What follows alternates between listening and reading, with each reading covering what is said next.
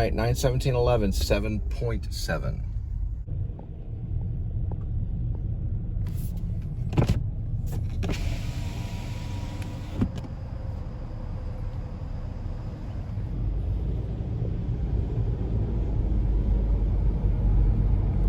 Another thing about Woodstock is it didn't take place in Woodstock. It took place 40 miles at Bethel, New York. I'm saying it's maybe northeast of Bethel, or Bethel was southwest of Woodstock. I have to figure out where on a map. I have to look on a map.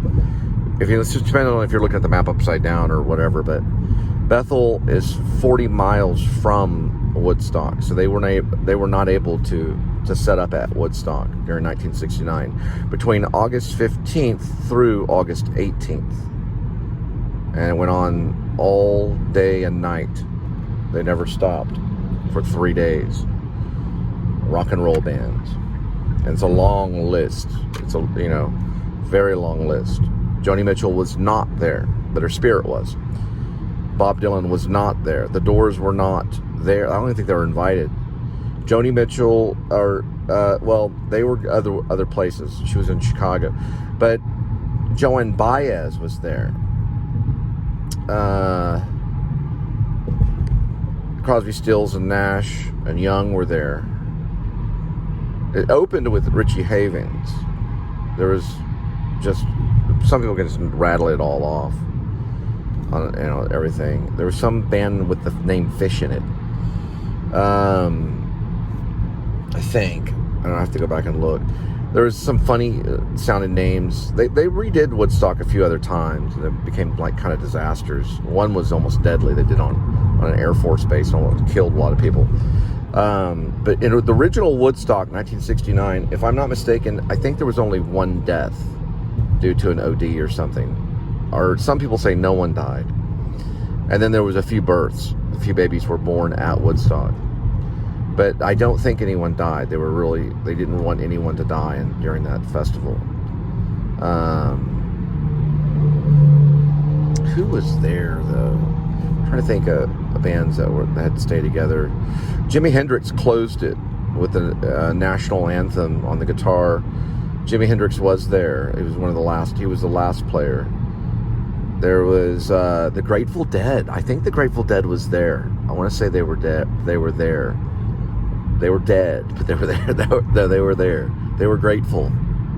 The Grateful Dead were dead, and they were there. Now, there were a lot of bands, whole tons of them.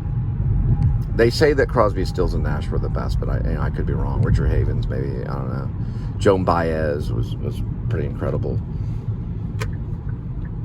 I don't know. I'd have to look at it. I always guess like which ones. I'm never, I have to look at the list. Bethel, New York is 40 miles southwest of Woodstock. So it didn't take place at Woodstock. It was 40 miles southwest of the town of Woodstock.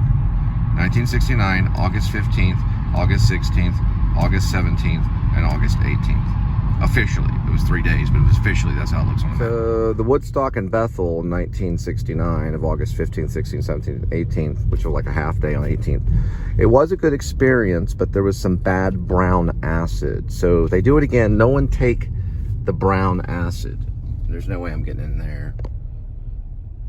That's where it's going? Great. I'm supposed to feed it through. Oh, yeah, I'm feeding it through the gate. There they are. Now, there's a story behind it. I'm only telling a general amount. They did a movie, a pretty good movie, about Woodstock, going over, the details of this town being overran and this Yazger's farm being trampled on and all this stuff. And these people just kind of invading this town for, 1 million people invading this town for, 4 days, But they recovered. Things grow back.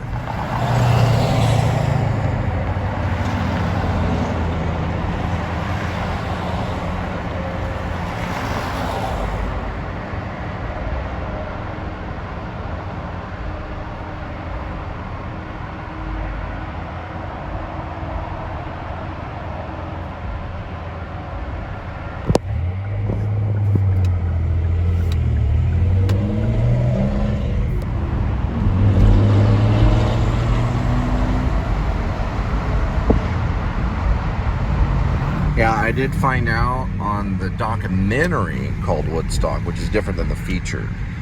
In the documentary, Martin Scorsese was an editor, so he did edit part of the documentary that was released called Woodstock. He was one of the editors, but he was also there operating cameras and all that stuff as well, even though he was an editor. So he was not the director, but he secretly was. Secretly he was directing, but it went to another director. We'll talk about that later. There is Fort Worth. All right, we're on our way back.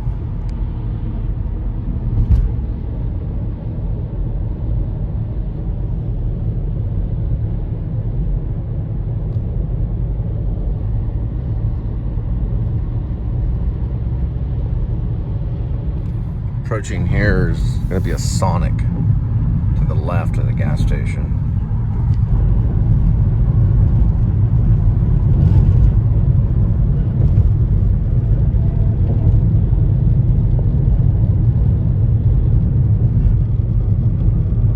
Chevron gas station and Sonic. Going into Fort Worth right here. Some bands that come in here to play will probably stop at that Sonic.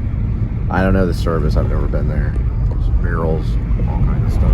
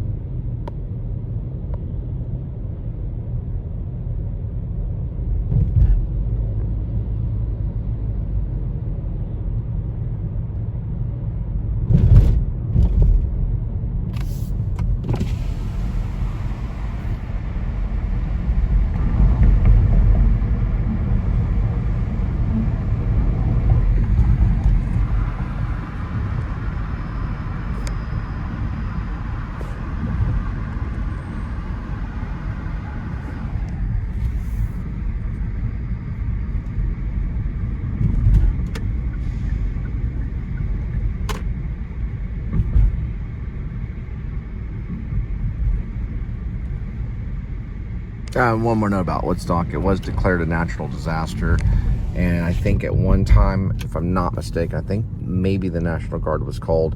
I know the National Guard was called in some of the sequels, especially the one that was at the Air Force Base with 9 Inch Nails, where everyone was breathing in plastics that were being burned. But this one, I think, was more peaceful. There wasn't like a lot of problems, but they considered the place a national disaster because of the amount of people pooping and trampling on everything, because they had to poop. They didn't have enough porta johns. So it's like, yeah, man, there's like a pond over here. Just kind of poop. Just poop over here. And just, you know, like we think we were wild. You don't even know wild. I mean, these people, they probably hadn't bathed in weeks. By the time they got there, jumping in a pond or something at Yazgur's farm was like refreshing, regardless of the poop. 9459, 4.3. The confusion about this society that we're in today is we're the opposite of the hippies. So, and we're opposite of the punk rock generation, because the punk rock generation said Nancy and all that stuff was self-destruction, no future, anarchy. We don't care about any of that where we're at. This is a me generation. It's about getting tickets to Disney World, or getting, like, you know, something very, very fancy and a really nice dinner, and then working out for a marathon. These are experience vlogs, so we just want to watch the experience. It's about the mannerisms. We don't care about the moral, philosophical point that much. Maybe a little bit. Like, movies come about and make a moral point, but it doesn't really enter. You know, the seed falls from the ear, if you know what I mean. Like, they hear it, but it doesn't plant. That didn't make sense, but you know what I mean. It doesn't take root, because, well, they can go to 7-Eleven and get an energy drink or liquid death and a donut and play video games all night, you know? It's online. Woodstock went online. You know, there's marathons online. There's no reason for anyone to travel all the way. Now, they've tried at Woodstock a few other times, and we'll get to the whole sequels, and all of those are borderline live streamed. They got tons of video footage. It's all on YouTube. And there was a lot of people at those Woodstocks. It was like almost 1 million and stuff. It was crazy, and people did die. They didn't die in the first one. They tried to keep everyone alive. I'll have to read up on if there was deaths at the first one. I don't think so. But listen, not all those people lived very long after that because of the amount of drugs and everything that they got through. And some went off to Vietnam maybe, or they went to jail for being a draft dodger because of the footage, maybe, you know. But our Woodstock is different. And it was more commercial. They called it Pepsi stock. You know, it was... Being a hippie is like... disgusting, you know. Back then it was kind of cool. And then the 70s, it just turned all into snorting and drugs and just fast-paced. 80s got into the punk rock and crack. Then the 1990s, everyone got kind of feminine, and it got really artsy. But people were still kind of wearing bell-bottoms and kind of talking about the 60s and listening to the music, but they weren't really hippies. They had lease agreements, and they were like little mini lawyers, looking up on dial-up internet until the internet went up to fiber optic, or well, it did go to DSL and then fiber optic. Then it went up to DSL and then fiber optic, and now you can get any information. You don't ever ask somebody like, "Hey, have you heard about, I don't know, anything really?" Back in the day, you had to have things in memory. You had to think about things. Most of the show's improv. I'm just sitting here. Now, I have used the Samsung 8 on a few shows. Very rarely. You can tell when someone's reading. But I try to go off memory. I try to memorize certain things. If I go to an event, I try to have Linda feed it to me. But you don't really ever ask anybody, like, you might ask someone about something. Anything, really, presidential figures. But how many people can name all the presidential figures? They may not be able to, but they can certainly grab a phone, Google it, and begin naming it. You know what I mean? Really quick. People take tests, and they use Google on the test, and it'll answer the test that you can the question that you can come up with as a teacher. You'd have to have everyone set their phones down, and then they would have to start filling out the test on their own with a pencil or whatever. That's a different kind of thing. If people are reliable, the more you use this thing, the less you know your city by heart. Back in the day, a cop's response was probably different because of this thing and because of not having this thing. Same with people that use Mapsco, and they knew the city by heart. It's different if you knew the city by heart. You would know different shortcuts and stuff. This doesn't know all the shortcuts. That's what I'm trying to say, is that we're in a society that's governed by this informational thing that goes online. And everything that you study, other people can know very easily. So, But I think going back to Glorious Glowhands, the series that I would like to do, it's a supernatural, otherworldly detective story, is... I think that Sky Climber is headed to Woodstock, but she's all the way in Texas. So that's one thing that I want to use that song. Even though that song would have come out a year later, but that's okay because time in Glorious Glowhands isn't always linear. They can go into time and come out somewhere else. Just because they learn eventually how to time travel. Because of Colt. Colt's like a mad genius. He's like on the level of Einstein or something, or Oppenheimer. Oppenheimer was a genius, but he was more technically a genius. Like, he was dealing with mathematical equations that probably Einstein wouldn't even attempt, right? That was Oppenheimer. Einstein was philosophical. E equals mc squared is philosophical. That's philosophy. Oppenheimer was writing. I mean, he was very technical. He could make the bomb. Now, I haven't seen Oppenheimer. I want to see it. Colt character is more like an Oppenheimer with the gift of what Einstein had. Because time travel is possible. Just like they said, you know, and they're like, what? Well, what are you talking about? Because people, the reason why they cannot come up with the idea is because they think of time travel as spatial, or they think of it as time, right? Like a continuous time, which doesn't exist. Time, how can you explain that if you're dealing with true logic? Time is irrational. What is time? It's just this clock kind of moving, blah, blah, blah. David Lynch kind of introduced the starting of time in Eraserhead, where the guy pulls the lever and then you see the different world, and maybe that represented time or a cog moving. You know, he's coming out of the 70s, or maybe, well, he was actually coming out of the 50s and 60s and things like that, but it was done like coming out of the 70s, closer to the 80s. So he was still philosophizing, you know. But it's not that at all. There is a computer out there that can regenerate mass. That's how time travel, it will be possible, because of when you think of time travel, think of 3D printer, whatever a 3D printer is. That's going to be revolutionized, the 3D printer. That will be what we know as time travel. It'll be something similar. And also think of this too. Think of iMovie, how iMovie is set up and things like that. But this will be like, it'll have to do with space, basically, that we cannot see now, and it'll be what's called non-existence. I call it NE, and whenever I abbreviate, but it's like a non-existence that is there, that's unlimited, right, and can be filled. Thus, can replicate what we know as time. When the heart begins to beat, kind of thing, then there's a clock kind of thing, you know, Edgar Allan Poe, Telltale Heart kind of thing, you know, there's this tick. Well, when this non-existence is discovered, they'll start to fill it, and time will have to be evident when that non-existence is discovered. We are starting to discover it by understanding what is known as black matter, right? We've already started studying that.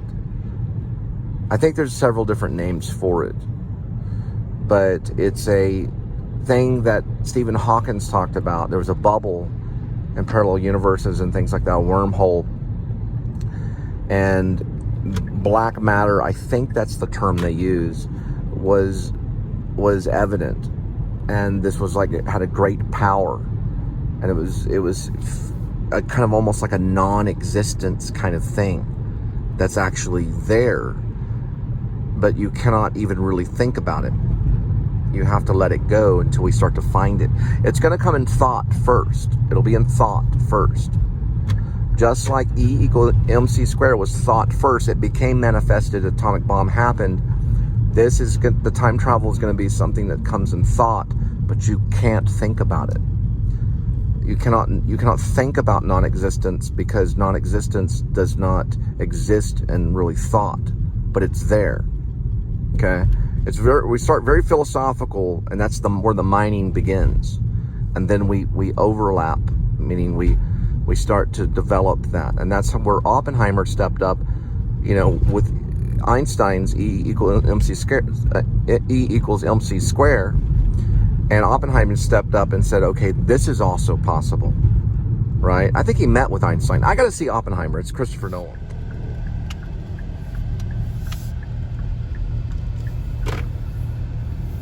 All right, looks like we have another night of delivery. May go by Tom Thumb. I think this is a 3-part show right now, and then we'll head back and see Linda and Kitty.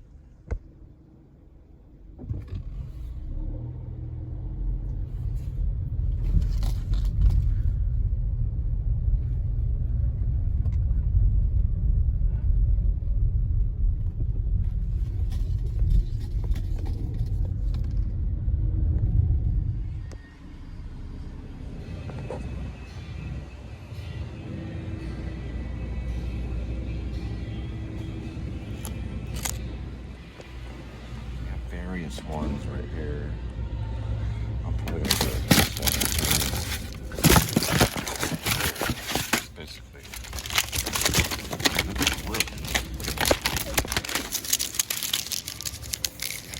this one's right here. I'm probably gonna do this one. Basically.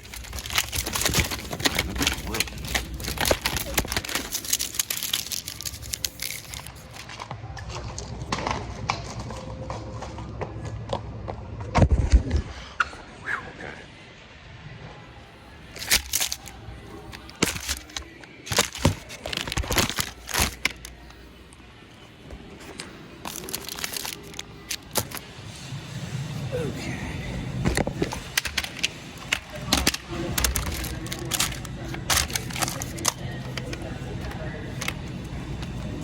Yeah, well, I'll just wait until type of cold or something.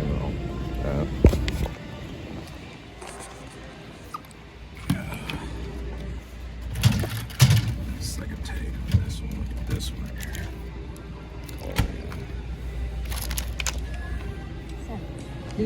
And I use the app deal to get the clip deal. $12.15. Shoot. You know, when I was in Maine, that's what they gave me monthly for their Trailblazer card. You can believe that. It's like an insult. You're freezing in the freezing snow, and when I get there, I'm unemployed. They're giving me $12.15 to spend on food for the month. A little bit different here in Texas. That's what I did in Maine. I bought ramen noodles and milk. But I ended up working in a factory, losing partial hearing on my right ear.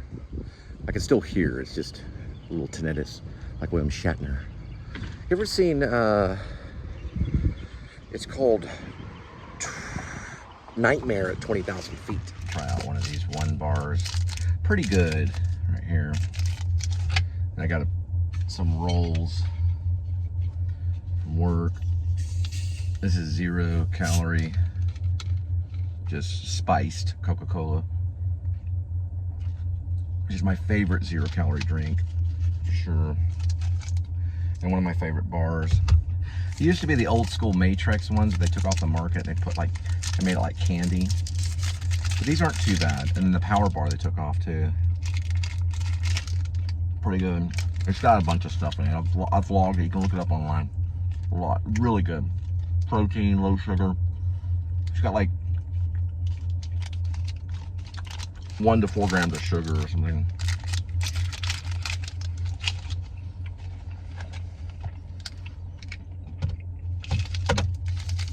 One gram of sugar and 20 grams of protein.